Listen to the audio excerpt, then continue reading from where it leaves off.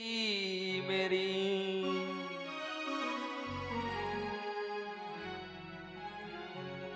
अरे बिगड़ी मेरी श्याम बिगड़ी मेरी श्याम बिगड़ी मेरी श्याम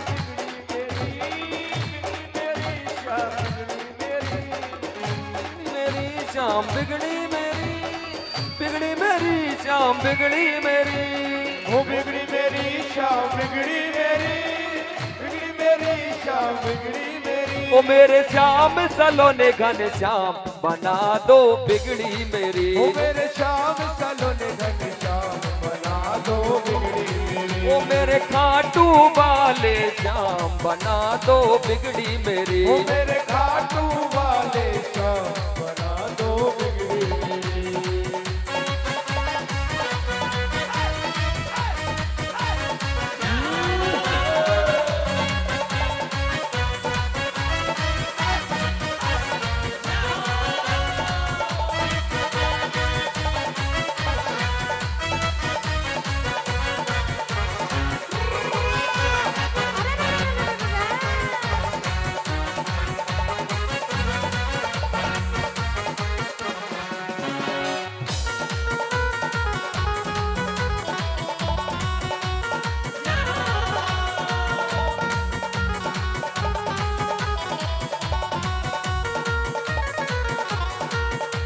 मेरी श्याम मर्जी तुम्हारी वृंदावन के बांके बिहारी मेरी श्याम मर्जी तुम्हारी वृंदावन के बांके बिहारी अर्जी मेरी श्याम मर्जी तुम्हारी वृंदावन के बांके बिहारी अर्जी मेरी श्याम मर्जी तुम्हारी वृंदावन के बांके बिहारी वृंदावन के बांके बिहारी ओ वृंदावन के बांके बिहारी तुम मीरा के गोपाल बना दो बिगड़ी मेरी तुम मीरा के गोपाल बना दो बिगड़ी मेरी श्याम बिगड़ी मेरी श्याम बिगड़ी मेरी श्याम बिगड़ी मेरी श्याम बिगड़ी मेरी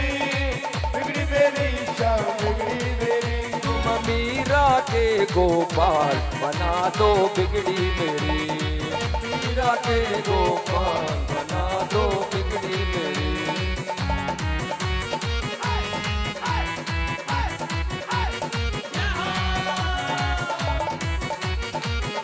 हरि बोल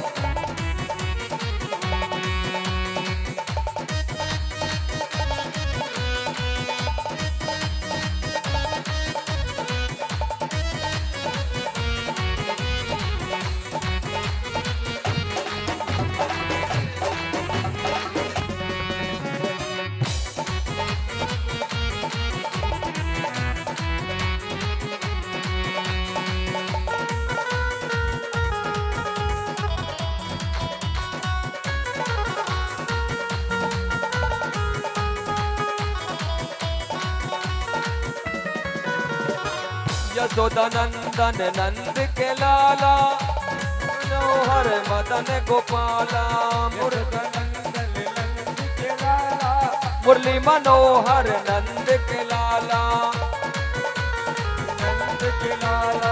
मुरली मनोहर नंद के लाला मुरली मनोहर नंद के लाला मुरली मनोहर नंद के लाला यशोदा नंदन नंद के लाला मुरली मनोहर नंद गोपाला यशोदा नंदन नंद के लाला मुरली मनोहर मदन गोपाला मुरली मनोहर मदन गोपाला मुरली मनोहर मदन गोपाला तुम राधा के हो श्याम तुम राधा के हो श्याम बना दो बिगड़ी मेरी तुम राधा के हो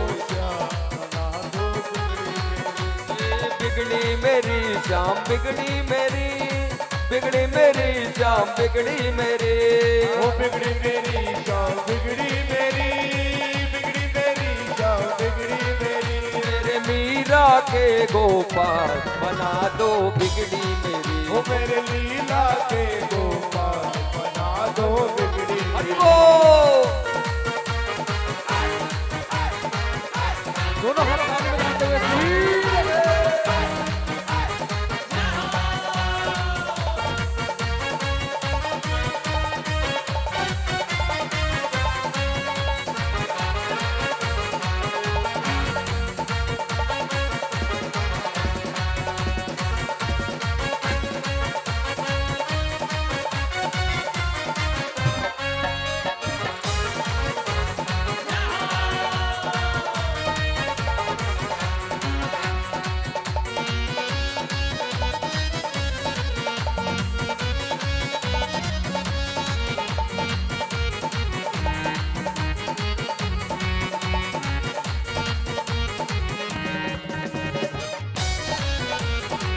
बिगड़ी मेरी शाम बिगड़ी मेरी, बिगड़ी मेरी शाम बिगड़ी मेरी, बिगड़ी मेरी शाम बिगड़ी मेरी, बिगड़ी मेरी शाम बिगड़ी मेरी, बिगड़ी मेरी शाम बिगड़ी मेरी, बिगड़ी मेरी शाम बिगड़ी मेरी, बिगड़ी मेरी शाम बिगड़ी मेरी, बिगड़ी मेरी शाम बिगड़ी मेरी। मेरे श्याम सलोने घन श्याम बना दो बिगड़ी मेरी, मेरे श्याम सलोने घन श्याम बना दो बिगड़ी मेरी, मेरे साटू वाले श्याम बना दो बिगड़ी मेरी, मेरे खाटू वाले श्याम बना दो बिगड़ी मेरी, बना दो बिगड़ी मेरी, बना दो बिगड़ी मेरी, बना दो बिगड़ी मेरी।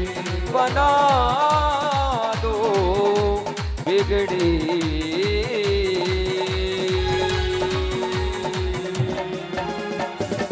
बोलिए वृंदावन बिहारी लाल की जय। जय श्री राधे श्याम।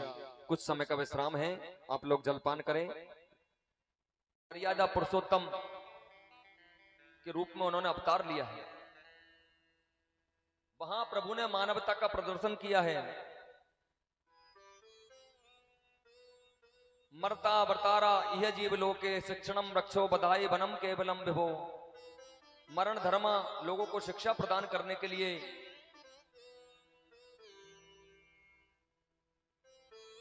परमात्मा स्वयं मनुष्य का रूप लेते हैं। इसलिए वहां पर मर्यादाएं बहुत हैं। एक पत्नी व्रत लेना नितांत आवश्यक है, जरूरी है। एक पत्नी व्रत धारण करना जरूरी है मानव के लिए। लेकिन कृष्ण चरित्र में तो पूर्ण योगेश्वरता है।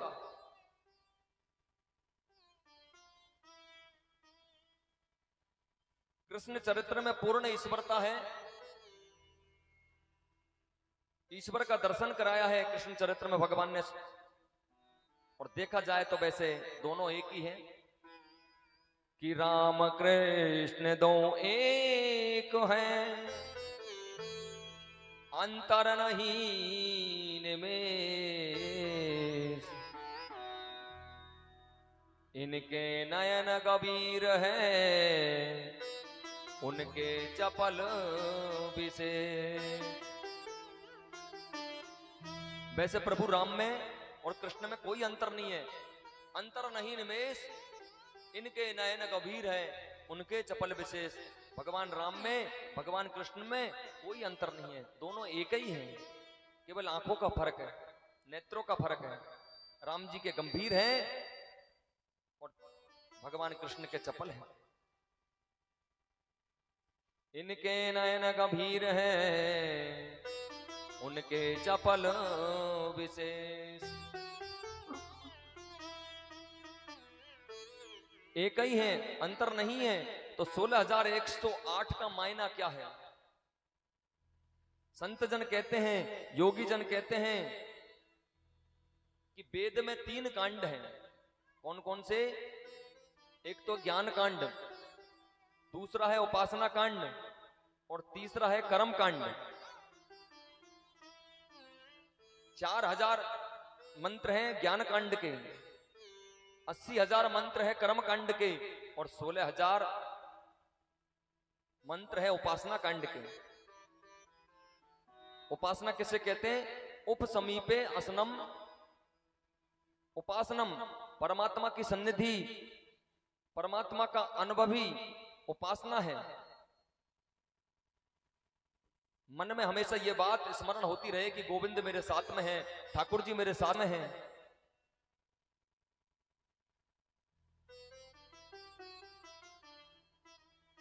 इसलिए परमात्मा की भारिया, परमात्मा की पत्नी 16,108 है।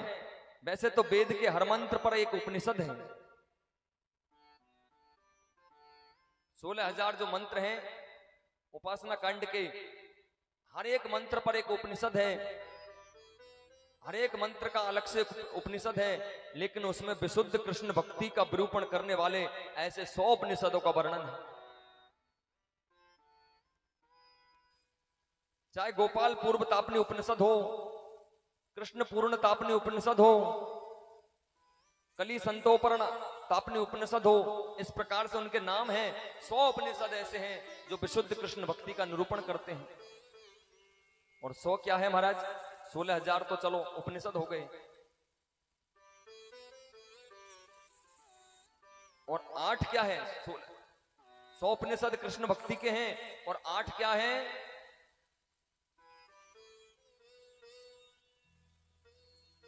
तो 100 उपनिषद प्रभु कृष्ण की पत्नियां हैं, तो 8 है महाराज कि भूमिरापो नलो वायु खम मनो बुद्धि रे बचा अहंकारी इति अम्मे भिन्ना प्रकृतियाष्टदा। ये 8 प्रकार की प्रकृति होती है महाराज, 8 प्रकार की प्रकृति। भूमि मतलब पृथ्वी, आपा मतलब जल, अनल मतलब अग्नि, वायु मतलब हवा, खम मतलब आकाश, मन बुद्धि और अहंकार, ये 8 प्रकार की प्रकृति है। अब देखो अंतर क्या है, प्रकृति के जो बस में है, जो प्रकृति के बस में रहता है वो जीव है, हम जीव हैं, हम प्रकृति के बस में रहते हैं, और जो प्रकृति को बस में रखता है वो ब्रह्म है, वो ईश्वर है जो प्रकृति को वश में रखता है। तो 8 प्रकार की प्रकृति अष्टपटरानियां हैं, 100 प्रकार के उपनिषद सतपत्नियां हैं, और 16,000 वेद के मंत्र ही भगवान की, अंततः भगवान का कोई विवाह नहीं होता, भगवान सबके पति हैं, भगवान का कोई विवाह नहीं होता। जिस प्रकार से दुनिया की जनसंख्या 7.5 अरब है के करीब है या ऊपर है, तो उतने लोगों के पति भगवान कृष्ण हैं, क्योंकि पालन करें वही पति कहलाता है। तो सबके पति भगवान हैं, सबके पति ईश्वर हैं, जो पालन करे वो पति। एक एक संस्था कृष्णस्य पुत्रान् दश दशावला, एक एक पत्नी से 10-10 पुत्रों का जन्म हो गया, और एक एक कन्या का जन्म हो गया। 80 पुत्रों के तो नाम लिखे हैं श्रीमद् भागवत में, भगवान का कितना विशाल कुटुंब हो गया।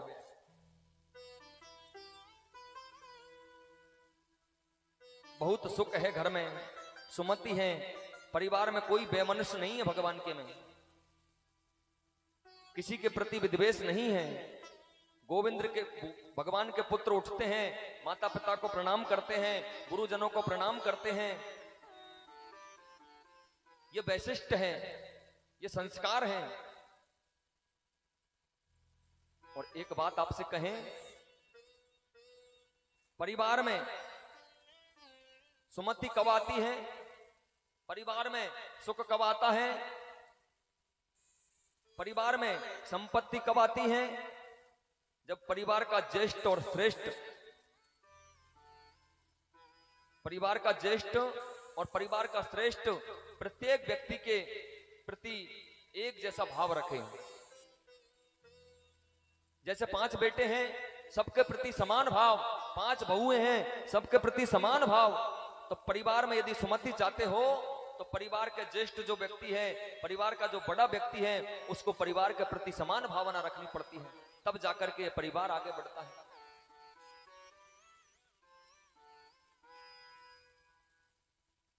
और कभी किसी पर क्रोध नहीं करें, क्रोध जैसी रद्दी चीज दुनिया में कोई दूसरी नहीं बनी। ध्यायतो विषयान् पुंसां संगते सोपजायते संगात् संजायते कामा कामात् क्रोधो विजायते। क्रोधात् भवति सम्मोहा, सम्मोहात् स्मृति विभ्रमा, स्मृति वृद्धान् बुद्धिनाशो, बुद्धिनाशात् प्रणश्यति। बहुत रद्दी चीज है क्रोध। क्रोध कभी नहीं करना चाहिए, इससे कुछ काम कभी बनता नहीं किसी का। रुक्मिणी जी द्वारका की प्रिय हैं, सबके हृदय में उनका स्थान है, उनका मूल कारण है रुक्मिणी जी को कभी किसी पर क्रोध नहीं आता। भगवान के पुत्रों का विवाह की कथा यहां पर आती है। भगवान के पुत्रों के विवाह भी हुए,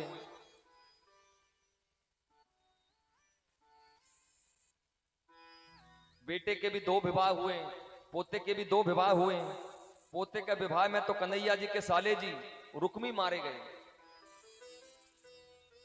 कल कथा में सुनाया था ना, रुक्मिणी जी का जब भगवान हरण करके ले जा रहे थे, उनके साले साहब ने रुक्मी ने रोकने का प्रयास किया, लेकिन कन्हैया ने उनको क्या किया, रथ के पहिए के पीछे रस्सी से बांध करके घसीटते हुए ले जा रहे हैं। सामने से दाऊ भी आ रहे थे, उन्होंने कहा कन्हैया ये क्या कर रहे हो, अब ये हमारे रिश्तेदार हैं, इनके सामने ऐसा व्यवहार नहीं करते। उस समय तो बच गए, लेकिन उनके पोते के विवाह में कन्हैया जी के साले साहब रुक्मी जी मारे गए। अनिरुद्ध जी के भी 2 विवाह हुए। पहला विवाह मामा की बेटी के संग, और दूसरा विवाह जैसे कृष्ण का विवाह रुक्मिणी जी के संग हुआ। रुक्मी की बहन कृष्ण की पत्नी और रुक्मी की बेटी कृष्ण के बेटा की पत्नी। यद्यपि शास्त्र ऐसे विवाहों की अनुमति नहीं देता, लेकिन समृत को नहीं दोष गुसाई, भगवान समृत हैं, वो ऐसे विवाह कर सकते हैं। हम लोगों के बीच में नहीं चल सकते ऐसे विवाह।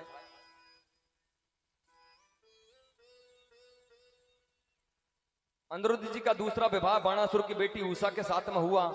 उसमें शीतल ज्वर और उष्ण ज्वर में युद्ध छिड़ गया। भगवान शिव ने भी सहयोग किया। बाणासुर का अंत में बाणासुर ने अंत में भगवान की गोविंद की स्तुति गाई है। समय समय पर अपने पुत्रों को शिक्षित बनाते रहो।